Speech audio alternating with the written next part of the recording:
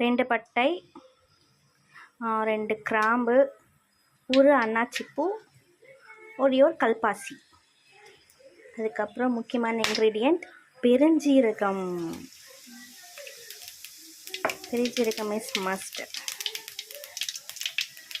கூட சாப் பண்ணி வச்சுருக்க ஆனியன் சேர்த்துக்கலாம்.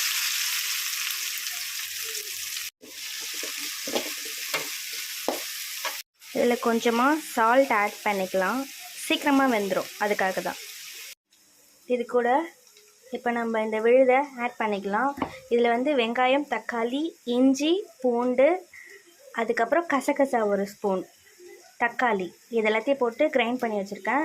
இதுவும் இந்த வெங்காயத்தை கூட நம்ம இப்போ ஆட் பண்ணிடலாம்.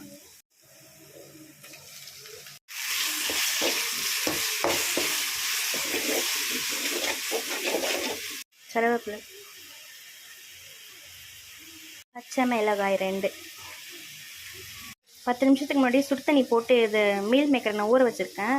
இதை வந்து நம்ம வந்து புழிஞ்சி எடுத்துக்கலாம். புழிஞ்சி எடுத்து தனியாக வச்சுக்கலாம்.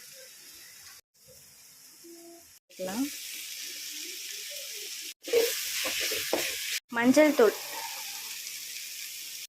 கோஸ் ஆட் பண்ணிக்கலாம். இது கூட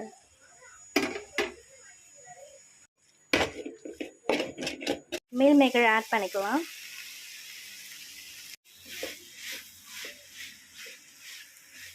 மீல் மேக்கர் சேர்த்ததுக்கப்புறம் கிரேவிக்கு தேவையான உப்பை ஆட் பண்ணிக்கலாம். அப்போ தான் அந்த மீல் மேக்கர் வெஜிடபிள்ஸ் எல்லாத்துலேயுமே வந்து உப்பு வந்து சேரும். அதனால் உப்பு ஆட் பண்ணிக்கலாம்.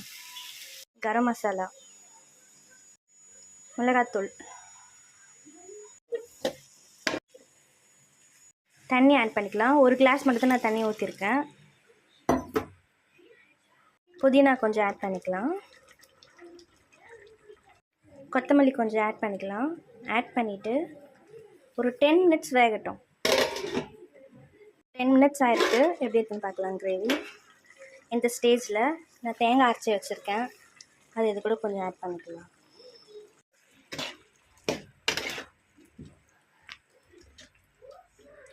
ஃபைனலாக கொத்தமல்லி, புதினா சேர்த்து நம்ம கேஸ் ஆஃப் பண்ணிக்கலாம்.